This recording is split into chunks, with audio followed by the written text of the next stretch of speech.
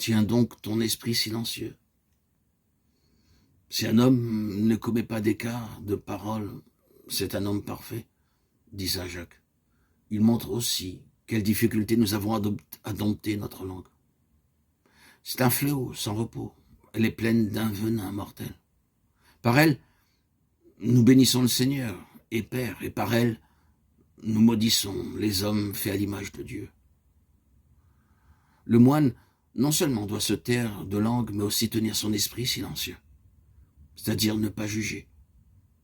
Alors la paix viendra jusque dans ses membres, et il connaîtra un silence encore plus élevé, qui ne sera pas seulement absence de parole, de pensée et de jugement.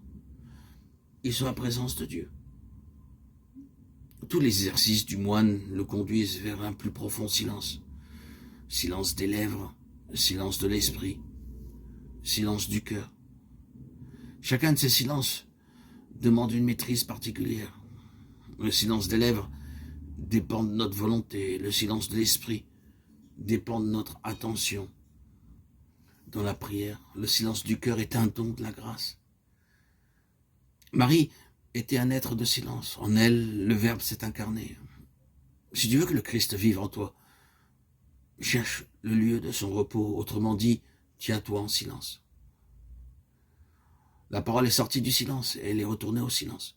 Si nous parlons, si notre parole vient vraiment du silence de Dieu, alors nous conduirons les hommes vers ce même silence. Quelques-uns ont entendu les paroles de Jésus, bien peu ont entendu son silence. Écoute, garde le silence te gardera auprès de Dieu. Le moine n'aime pas la solitude et le silence pour eux-mêmes, mais à cause de Dieu qui s'y trouve, les bavards n'hériteront pas du royaume de Dieu. Comment pourrait-il entendre l'appel de celui qui veut les conduire au désert et, dans le silence, leur parler au cœur? Diadoque de Photicée a une belle image pour nous montrer combien garder le silence. Garder le silence est une œuvre importante qui nous conduit vers l'union à Dieu.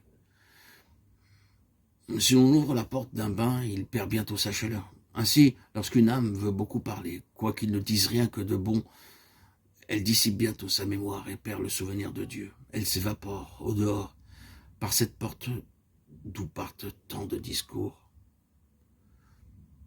Le silence est le père de toutes les bonnes pensées.